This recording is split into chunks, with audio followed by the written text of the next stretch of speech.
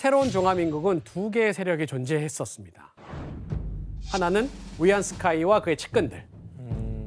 그리고 또 하나는 혁명 세력을 대표하는 중국 동맹회가 중심이 된 국민당 세력이었어요. 자, 이때 이 국민당은 중화민국의 첫 국회의원 선거에서 원내 다수당이 돼서 위안스카이라고 하는 실력자의 독주를 견제하는 기반을 마련하게 됩니다. 그런데 자, 위안스카이가 가만히 있을 리가 없겠죠. 군대를 동원해서 국회를 해산하고 어머. 1913년 대총동 선거법이라는 걸 새로 제정하면서 총통의 권한을 더 확대해 나갑니다. 독재자 아니에요, 그냥? 그러니까요. 그럼요. 우리는 후대에 그걸 이끌어서 독재자라고 부르는 거죠. 그 총통은 어떻게 할까요? 임기를 10년으로 합니다. 10년. 그 이후에는 무기한 연임이 가능하도록 대신 만들어줘요. 무한 연장? 똑같다. 그냥. 에휴. 심지어 총통은 다음 후계자를 지명할 수 있도록까지도 해버리는 거죠. 뭐야? 그럼, 그럼 황제잖아요, 공화제가 아니잖아요. 황제. 그렇죠. 이것도 역시 말은 공화제고 세습이잖아. 실제는 독재다라고 부르는 거죠. 아니, 이게 뭐라고 전화? 아니, 세습이 가능하면 황제랑 다를 게 없잖아요. 맞아요. 위안스카의 욕심이 끝이 없던 겁니다. 이후에 또 다른 욕심을 부렸는데 대체 뭐였을까요? 더 큰 욕심? 자, 계속 총통을 할 수 있는데 더 큰 욕심은 뭐예요? 황제가 되고 싶은 거 아니에요? 맞습니다. 미친 거 아니야? 진짜 끝까지 왜 가는구나. 저러는 거야, 진짜? 이 위안스카이는 다음 목표가 황제가 되는 거였던 거죠. 아. 어? 했네. 즉위를 한 아유, 거예요? 자, 정 가운데 전통적인 황제의 복장을 한 인물이 바로 위안스카이입니다. 아니 이때까지 그 많은 무슨 혁명들 왜 한 거예요? 탐욕에 이렇게 될 눈이 거면. 멀었나 봐. 그럼 수는 이걸 냅두고 있는 거예요? 가만히? 힘이 없어서 그런가? 물론 그걸 냅두고 싶진 않았겠죠. 순원은 국민당을 중화혁명당으로 바꾸는데요. 그러면서 위안스카이와 순원이 이끄는 중화혁명당 사이에는 드디어 갈등이 폭발하게 되죠. 아, 그러겠지. 그러자 신변의 위협을 느낀 위안스카이의 신복들도 위안스카이에 대해서는 등을 돌리기 시작합니다. 여러분들처럼 좀 해도 이건 너무한데? 라고 하는 생각을 많이 했던 것 같아요. 이건 아니지. 그것까지는 아니지라고 생각했던 거겠죠. 그래서 위안스카이는 압박에 못 이겨 황제 자리에서 하야에서 내려오고요. 얼마 지나지 않아서 병으로 죽었습니다. 화병이네. 아니, 이분도 잘한 거 없어요, 솔직히. 네. 하지만 아이러니하게도 위안스카이의 죽음은 청나라 부활의 신호탄이 됩니다. 응? 또 부활한다고요? 청나라가 부활한다고요? 위안스카이의 죽음 이후에 푸이가 또 다시 황제 자리에 오르게 된 거예요. 근데 어떻게 푸이가 또 황제가 되는 거예요? 위안스카이가 죽은 후에 중화민국은 새로운 국면에 접어들었는데요. 하나의 정부로 뭉쳐있던 중국이 여러 성으로 들고 막 일어나면서 독자적으로 행동하기 시작해요. 이렇게 형성된 무력 집단을 군벌이다 이렇게 부르는 거예요. 이렇게 혼란한 시기 속에 등장한 또 한 명의 인물이 있는데요. 바로 장슌이라고 하는 인물입니다. 장씨. 키가 크신 분 아니에요? 키가 엄청 크신 분 아니에요? 그 얘기 할 줄 알았어요. 왜 안 해요? 마음속에 있는 걸 뱉으라고 맨날 나만 아재 개그 한다고 그러지 말고 같은 생각 하고 있잖아요 우리. 같은 생각. 야, 이 장슌은 누굴까? 과거 위안스카이의 신하였던 인물이었는데 그가 스스로 황제에 오르자 그를 떠난 신하 중 한 사람이었기도 합니다. 장씨는 이렇게 혼란스러운 틈을 타서 자신이 직접 권력의 정점에 오를 계획을 세웠어요. 바로 푸이를 등에 업고 황제가 있는 과거의 청나라 모습으로 한번 되돌아가 보자라고 했던 겁니다. 아, 푸이를 이용해서. 물러났던 황제가 다시 황위에 오르는 것, 그것을 우리는 복벽이라고 부르는데요. 이 복벽 운동을 일으킨 거예요. 자, 이때 장신과 손을 잡고 푸이를 황제에 올리려고 하는 인물이 있습니다. 누구인지 한번 사진을 보면서 맞춰볼까요? 아까 본 거 있는데? 맞아요. 누군지 기억하십니까? 잠깐만. 맞춰보세요. 장유웨이. 아니 캉유웨이. 캉유웨이. 네, 캉유웨이. 맞습니다. 이분 도망 다니시다가 다시 기억력 오셨구나. 좋은데. 네, 네. 그래도 기억력이 한 1시간은 가는군요. 네. 내일 되면 새 사람 돼서 옵니다. 네, 바로 변법자강 운동의 주동자 강유웨이였습니다. 강유웨이는 장신의 의도가 뭐였든 청나라 통치하를 통해서 이루지 못한 개혁의 꿈을 다시 한번 이뤄보려고 했던 거죠. 결국 장신과 강유웨이는 베이징에 있는 자금성에 다시 들어가서 1917년 7월 1일 11살이 된 푸이를 복위시킵니다. 황제의 자리로. 청나라가 다시 세워지려고 하는 찰나가 된 거죠. 자, 3살 때 처음 황제가 됐을 때는 정말 아무것도 몰랐던 어린 황제 푸이가 이제 다시 왜 황제가 되려고 했을까요? 권력에 눈이 떴나? 권력에 이제 눈이 떴을까요? 이 조서를 통해서 한번 푸이의 마음을 알아보도록 하겠습니다. 아 푸이의 마음인가요? 네. 총통은 반드시 선거에 의하여 뽑는데 권세가 있으니 사람들은 요행심에 가득 차 있다. 공화제를 이미 6년이나 실시하였지만 결란이 끊이지 않아 마침내 정권을 회수하여 처음의 뜻과 상부하도록 한다. 10살이 이런 말을 한다고요? 네. 10살 배우에 누가 써줬겠죠? 써줬겠죠. 네. 장신 씨가 써줬겠죠. 네. 정신의 마음이네요. 마국진 씨, 그러니까 이 청나라가 다시 부활을 한 거잖아요. 사람들 반응이 어땠어요? 사실 굉장히 어처구니 없는 일이라고 생각을 했겠죠. 그렇다 보니까 베이징에 그 당시 머물고 있던 이런 외교관들도 이것은 한여름의 광기라는 표현을 사용했다고 하더라고요. 교수님 어렵게 푸이가 또 황제 자리에 또 복원까지 하고 근데 어떻게 하다가 마지막 황제가 또 된 거죠? 바로 푸이의 복위, 즉 복벽을 반대하는 반대파의 역습이 있었기 때문입니다. 결국 푸이는 실패한 거죠. 다시 찾은 그 자리를 지키지 못합니다. 과거 신의 혁명으로 푸이를 황제에서 끌어내린 순원은 푸이의 복위를 맹비난하기 시작했고 전국적으로 호소문이 뿌려지면서 홍화정을 회복하자라고 하는 움직임이 정말 이제 불일 듯이 일어나게 된 겁니다. 그 결과 푸이의 복벽을 반대하는 분대가 베이징 자금성 앞으로 향합니다. 네, 와. 이 모습입니다. 어떤 모습인 것 같아요, 지금? 지금 뭐 전쟁 중에 싸우고 있네요. 다. 네, 지금 뒤에 자금성이 보이죠? 이들은 베이징에 입성해서 진지를 치고 힘을 합쳐서 자금성을 공격합니다. 심지어 자금성에 폭탄을 3발 뻥뻥뻥 투하하기까지 하죠. 폭탄까지. 그리고 자금성 벽을 올라타고 들어가서 부활한 청나라를 다시 무너뜨렸죠. 황제를 끌어내리려고 하는 건가요? 맞습니다. 어떻게 보면 너무 쉽게 또 무너뜨리게 된 거예요. 그 결과 푸이는 복위한 지 불과 12일 만에 황제 자리에서 또 내려와야 됐어요. 2주도. 어머. 당시 푸이 심정이 어땠을까요? 아 이 정도면 아우 됐어 더러워서 안 해. 나 같으면 그러겠어. 아우 됐어 안 할게. 그냥 편안하게만 살게 해줘. 이럴 것 같아. 맞아요. 왕복으로 복장을 바꾼 푸이는 외국 잡지 화보를 참조하면서 안경, 선글라스를 끼기 시작하고요. 우와. 또 영국 신사들처럼 나갈 때는 중절모를 딱 쓰고 향수를 칙칙칙 뿌리고 나갔죠. 와. 그리고 샴페인을 사서 서양식 피로연을 열고 야. 손님들이 오면 대접하기도 했어요. 아니, 푸이가 샴페인을 마셨다고요? 네. 왜 먹으면 안 돼요? 아니, 좀 의외잖아요. 왜 뭐? 청나라 황제가 샴페인을 먹었다는 게 신기하지 뭐, 않아요? 고량주만 먹어야 돼요? 고량주만 먹어야 돼? 찡만 먹어야 돼? 아, 미안합니다. 게다가 푸이는 외국 잡지처럼 생활 공간도 서양식으로 바꾸라 이렇게 지시를 합니다. 오. 자, 뭐가 달라졌는지 알겠어요? 아 샹들리에가 있구나. 샹들리에. 푸이는 자신이 기거하던 공간의 천장에다가 화려한 샹들리에를 달아버렸죠. 그리고 주로 머물던 양심전의 바닥에는 카펫을 깝니다. 우와. 이때 서양의 신사처럼 살던 푸이가 푹 빠진 운동도 있었는데요. 뭐였을까요? 승마. 승마! 승마는 아니에요. 테니스. 맞습니다. 네. 바로 테니스입니다. 테니스. 잘 못 치실 것 같아요. 실력은 묻지 마세요. 네. 푸이는 자금성 안에 테니스 코트를 만들고 테니스를 쳤어요. 취미로. 아니 잘 지냈네 자금성에서. 네, 여기서 하나 더 배운 게 있는데 바로 골프까지 배운 겁니다. 와, 오.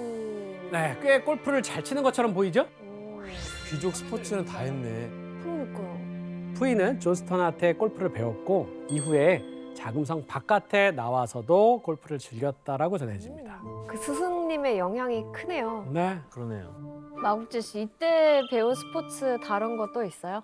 그 당시 서양에서 들어온 신문물 중에 하나가 바로 자전거였는데요. 궁 안에서 자유롭게 자전거를 타면서 즐기곤 했다고 합니다. 오. 자금성 안에 문턱도 굉장히 높은데 자전거를 편하게 타기 위해서 그 문턱까지 톱으로 다 잘라 버렸다고 해요. 황제네. 근데 교수님 지금 뭐 테니스도 치고 골프도 치고 진짜 황제 때랑 별반 다를 게 없어 보이는데요? 맞아요. 다 그렇죠. 하네요. 하지만 푸이는 이렇게 호화롭고 여유로운 생활을 하는 듯 보였지만 황제가 아니니까 언제라도 자금성에서 쫓겨날 수 있는 신분이라 늘 마음의 각오 역시 좀 해야만 했던 거죠. 그래서 최대한 누리려고 했나 보다. 있을 때 쓰자. 네. 그리고 결국 불안정한 자금성 생활에 종지부를 찍게 되는 사건이 일어납니다. 뭐죠? 푸이가 허울뿐인 황제 자리마저 내놔야 하는 상황에 내몰리게 된 거예요. 1924년경에 위안스카이의 죽음 이후에 그가 이끌던 군대 북양군벌은 두 파로 나뉘어서 계속해서 세력 다툼을 벌이게 되는데요. 이 세력 다툼이 점점 확산이 되면서 중화민국의 대총통마저 이 내전에 휘말려 들어가게 되자 군대가 전투 지역으로 몰린 나머지 상대적으로 베이징은 어떻게 됐냐면 텅 빈 공간이 되어버린 겁니다. 이 기계를 틈타서 비어있는 베이징으로 군대를 이끈 한 인물이 있었습니다. 북양군벌에 속해 있던 한 명의 장군 바로 펑위샹입니다. 펑위샹? 야, 세 보이긴 하네. 카리스마가 좀 느껴지죠? 예. 네. 한족 출신이지만 한때 청나라의 군인이었던 이 펑위샹은 총통 차오쿤을 가택 연금하고 베이징을 장악합니다. 바로 베이징 정변이 일어난 거예요. 아, 그리고 이때 펑위샹은 베이징을 장악한 것도 모자라서 다른 한 가지 사건을 벌였습니다. 변화하는 중국. 중국의 소년이자 이전 황제는 퇴위 당시의 약조에 따라 베이징의 명장 펑위샹 장군에게 황궁을 떠날 것을 요구받았다. 어떤 상태인 건지 알겠어요? 베이징을 장악한 펑위샹은 푸이에게 자금성을 이제 떠나라 명령한 겁니다. 그 결국 11월 5일 펑위샹의 군대는 자금성을 포위하고 푸이에게 황제 칭호를 취소한다라고 하는 성명에 서명하도록 강요를 합니다. 와, 이거 너무 혼란스러운데요? 그런 다음 푸이에게 당장 짐을 챙겨서 자금성을 떠나지 않으면 자금성을 다 불태워버리겠다라고 협박을 하죠. 야, 그거 태웠으면 좀 역적으로 남았겠다. 결국 푸이는 자금성에서 감나가는 물건들을 하나 둘 챙겨서 아버지의 집으로 옮겨갑니다. 자금성 안에서 불리던 황제의 칭호마저 이제 드디어 완전히 사라지게 된 거죠. 아유. 하지만 푸이는 이 펑위샹의 부하들이 있는 이상 안심할 수는 없었겠죠. 황제도 아닌 자신의 안전을 지켜줄 든든한 울타리가 필요하지 않았겠어요? 근데 누가 도와줘요? 아무 직위도 없는 그냥 일반 그러게요. 평민인데 이제. 푸이는 스승이었던 존스턴을 통해서 해외 여러 공간과 접촉을 합니다. 영국과 네덜란드 공사관에 도와달라, 보호해달라 이렇게 요청을 해요. 아, 어땠을까요? 그래도 황제 출신이니까 좀 챙겨주지 않았나요? 그런데 두 나라는 중화민국과의 관계를 고려해서 푸이의 보호 요청을 거절해버립니다. 아. 그런데 이때 푸이의 보호 요청을 받아들인 나라가 딱 한 곳 있었어요. 어디지? 어딜까요? 일본? 일본입니다. 맞습니다. 바로 일본이었어요. 아야씨가 있잖아. 나올 때가 됐어요. 일본이 개입할 때가 됐어. 웃겨. 그렇다면 일본은 왜 푸이를 받아준 걸까요? 뭐 이용하려고. 그 이용해서 그 중국을 좀 쥐락펴락하고 싶어서. 맞아요. 네. 바로 그거입니다. 오. 다른 나라랑은 달랐던 거죠. 일본은 망국의 황제인 푸이가 언젠가는 자신들한테 도움이 될 거다 이런 생각을 했던 겁니다. 하지만 일본의 속내를 전혀 알 수 없었던 푸이는 일본 공사관이 위치하고 있던 텐진에 일단 살게 돼요. 이것은 자금선만큼은 아니지만 그래도 어마어마했다고 해요. 푸이 자서전에 따르면 그 토지만 4,000평 정도 됐었고 4,000평이라고요? 예. 자금성보다 작지만 네네네. 그래서 그 중앙에 2층짜리 큰 집이 있었는데 거기서 머무르게 됐었거든요. 그래서 그 원래 소유자였던 손나라 장군이 임대료도 받지 않고 그 매일 마당을 쓸어주기도 했다라고 해요. 야 장군이 마당새 역할을 했다고. 아니 대접을 잘 받았네요 그러면. 네네. 거기서 극진한 환대를 받은 푸이는 하루하루 돈을 펑펑 써가면서 다시 사치하는 모습을 보여줍니다. 서양인처럼 이렇게 이런 생활을 했다는 거 아니에요? 아니 잘 지냈네 여기서. 할 건 다 했네요. 너무 사치스럽다. 와. 파티 했구나. 푸이는 일본이 주최한 외국인들과의 파티에 드나들면서 황제 대우를 만끽하기 시작합니다. 몇 번을 뭐 누구에 의해서 뭐 폐위 당하고 뭐 아무 지장 없는 것 같아. 갑자기 이 동정심이 쏙 들어가는. 자유로움에 푸이가 하나둘 젖어들게 될 때 일본은 비로소 푸이라고 하는 카드를 써먹을 기회를 활용하게 됩니다.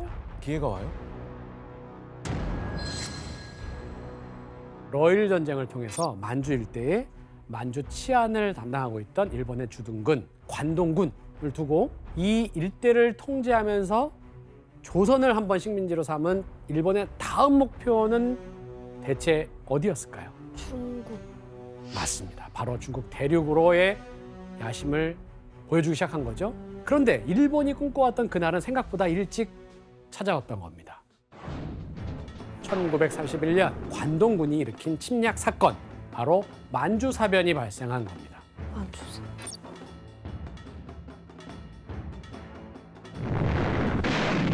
Within half an hour, the Japanese railroad garrison launched a coordinated attack. 자, 당시 군벌 세력끼리의 싸움으로 혼란해진 중국의 정세를 틈타서 일본의 관동군은 독단적으로 군사 작전을 펼쳐서 만주 전역을 아예 그냥 점령해 버렸어요. 일본이 어느 정도로 장악했는지 한번 지도를 통해서 볼까요? 자, 어떻습니까? 한눈에 봐도 굉장히 넓죠? 저 만주 땅을 다 차지했다고요? 네. 일본이 점령한 만주 일대는 무려 한반도의 5배나 되는 어마어마한 우와, 크기였습니다. 진짜 크구나. 야 어벌판. 5년 계획이 시행되죠. 에? 와. 야. 만주국은 도로망, 그다음에 상하시도 시설 등이 점차적으로 건설되기 시작하면서 야, 뭐 기계로 그냥 다 하네. 외형적으로는 근대적인 전신, 철도, 학교 이런 것들이 다 올라서기 시작한 거죠. 벌판 보다가 이거 보니까 그냥 다른 나라 같네. 그렇죠. 정말 많이 달라진 모습이죠. 근데 일본이 만주국을 이렇게 개발시킨 데는 이유가 있죠? 그렇죠. 사실 일본은 만주국을 일본에서의 부족한 자원 공급지로서 활용하려고 했었습니다. 일본은 언제 있을 모를 중대한 문제, 즉 전쟁을 대비해서 만주국의 자원을 준비해 놓고 있다가 이걸로 국방 자원으로 활용하고자 했던 거예요. 다 이용해 먹으려고 개발시킨 거네요. 심지어 일본은 점점 만주국을 일본의 또 다른 분신처럼 여겼는데요. 학교에서 기본 언어가 뭐냐면 일본어를 가르칩니다. 종교에서도 일본의 토착 신앙을 국교로 선포를 해버려요. 푸이가 믿었던 그 만주국의 청나라는 환상처럼 멀어져 갑니다. 이때 푸이 역시 점점 일본에 동조하는 모습을 보였다는 게 문제예요. 푸이가 청나라를 되살리려고 하는 움직임이 거의 사라지게 된 거는 쇼와 천황의 초대를 받아서 일본에 푸이가 직접 다녀온 이후였어요.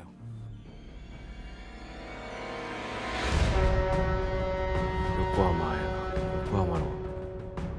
푸이는 일본과 만주의 우호를 위한다는 명분 아래 천황의 초대를 받아서 일본을 방문했고요.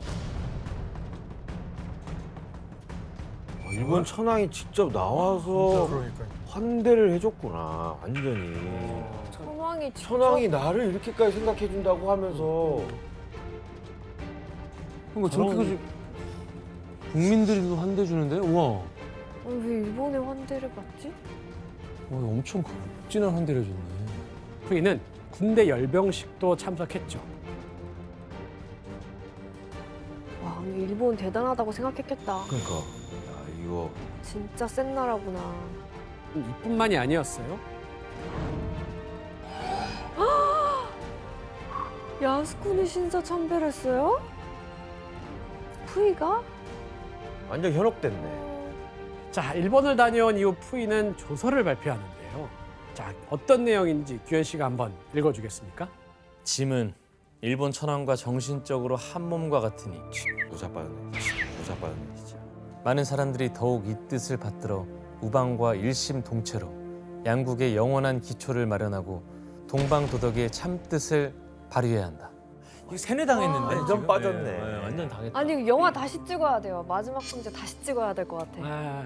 푸이는 일본 천황을 만난 후 일본의 환대에 빠져들면서 일본과 만주는 그야말로 하나다라고 하는 일본의 주장을 그냥 그대로 받아들이고 드러내는데 동조해버립니다. 내가 봤을 때 아이고. 이거 사케도 먹고 다 한 것 같아. 거기다가 뭐 나마비루랑 뭐 라면이랑 나마비루라니요. 다 먹었을 거예요. 그거 본인이 먹는 거잖아요. 다 해줬을 거예요. 본인이 좋아하는 거 자꾸 먹여요. 맞아, 그 전골도 막 먹었을 거고. 아니에요. 무슨 전골이에요. 소고기 전골. 맞아요. 그래서 누가 부른다고 그렇게 막 낼름낼름 가면 안 돼요. 세상에 공짜는 그래, 없다. 공짜 없어. 엄마가 잘해주는 늘 사람 그랬어. 의심해야 돼. 맞아, 세상에 공짜는 없어.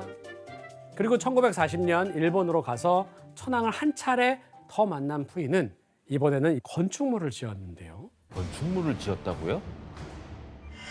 뭐야? 그거는 바로 건국충명묘입니다. 이게 뭐예요? 절 같은데 좀? 푸이는 일본의 이곳에서 본따서 이것을 세웠다고 합니다. 대체 어디였을까요? 야스? 군이? 네, 어? 바로 야스쿠니 신사입니다. 자, 이 건국충명묘는 전사한 일본군과 만주국 군인들의 제사를 지내는 한마디로 말하면 만주국판 야스쿠니 신사다라고 할 수 있는 곳이었습니다. 지금 만주에다 그랬다는 거예요? 그렇죠. 에? 교수님, 푸이가 거의 뭐 일본과 하나인데 일본이라고 해도 다름이 없는데 그럼 그 이후로는 만중은 더 어떻게 변해가나요?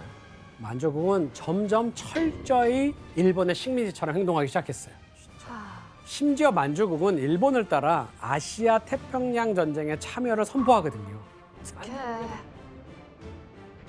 이때부터 만주국은 일본에 철저히 봉사하는 나라로 바뀌게 되죠. 그 결과 만주에서 일본 국내로 운송되는 주요 물자의 비중도 점점 높아져만 갔던 거죠.